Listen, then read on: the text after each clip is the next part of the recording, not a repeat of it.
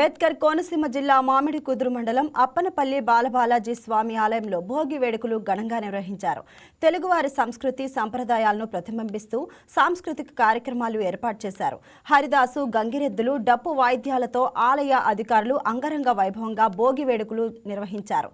పెద్ద సంఖ్యలో భక్తులు భోగి వేడుకల్లో పాల్గొన్నారు. ఈ సందర్భంగా శ్రీ బాలబాలాజీ స్వామిని ఎమ్మెల్యే గిడ్డి సత్యనారాయణ దర్శించుకుని ప్రత్యేక పూజలు చేశారు.